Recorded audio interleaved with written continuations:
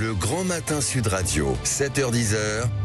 Patrick Roger. Soyez libre, Elisabeth Lévy. Bonjour Elisabeth. Bonjour Patrick, bonjour à tous. On va revenir sur le général Mandon, le chef d'état-major, dont on a entendu les propos là à l'instant dans le journal. Est-ce que nous devons nous préparer à voir nos enfants mourir à la guerre, comme il l'a dit? Tout le monde a retenu cette phrase, Patrick, parce que le mot enfant empêche de penser. Mais le SEMA, le chef d'état-major des armées, le plus haut gradé de notre armée, n'a fait que développer, alors certes très brutalement, l'idée que pour avoir la paix, il faut préparer la guerre. C'est un vieil adage, tout le monde le connaît, et ça s'appelle la dissuasion. Appliquée au présent, cela signifie quoi? Cela signifie que si l'Europe est faible, Poutine pourrait, après l'Ukraine, attaquer frontalement des pays membres de l'OTAN, en particulier les pays baltes qui ne sont pas, qui sont quand même très inquiets.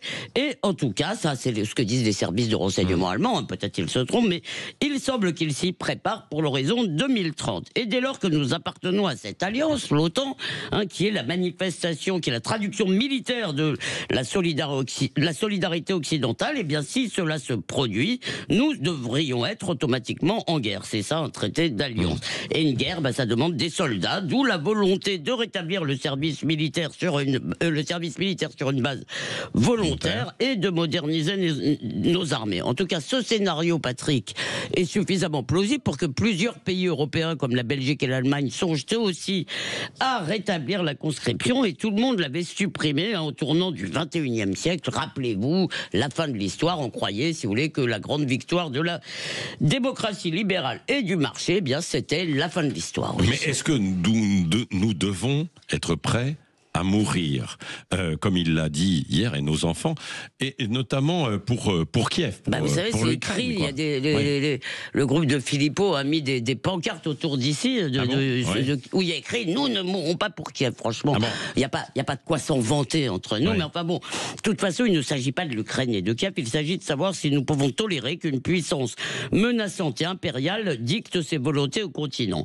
Et si nous sommes prêts aussi, il s'agit aussi de savoir si nous sommes prêts à prendre le relais des Américains pour assurer notre sécurité. Car de plus, la Russie n'est pas la seule menace. Je vous rappelle que le djihadisme, qui notamment gangrène l'Afrique, tout ce qui se passe de l'autre côté de la Méditerranée, est sacrément menaçant aussi. Alors le général Mandon s'inquiète, et il a raison à mon avis, que nous n'ayons plus la force d'âme pour nous défendre. Il parle d'esprit de défense, il parle d'esprit de combat.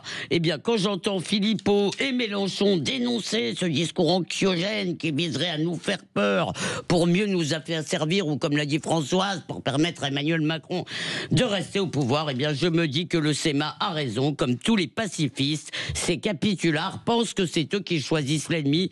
Ils se trompent lourdement, c'est toujours l'ennemi qui vous choisit. Alors Patrick, ce qui se passe, c'est qu'en fait nous n'avons, nos générations, nous avons de la chance, nous sommes des privilégiés, nous n'avons connu que la paix, si bien que nous pensons qu'elle est la norme, et surtout qu'elle est un dû. Nous avons oublié que la guerre existe, qu'un pays souverain doit être prêt à se défendre, donc oui, à voir mourir certains de ses enfants. Et d'ailleurs, on oublie tous ceux qui sont déjà morts, les légionnaires, les soldats qui sont morts dans les opérations françaises au Mali ou ailleurs. Alors ceux qui se demandent aujourd'hui s'il faut mourir pour Kiev ne sont en réalité prêts à mourir pour rien, ni pour la France, ni pour rien, sauf peut-être pour l'indexation de leur retraite. Bon, que pensez-vous de ça?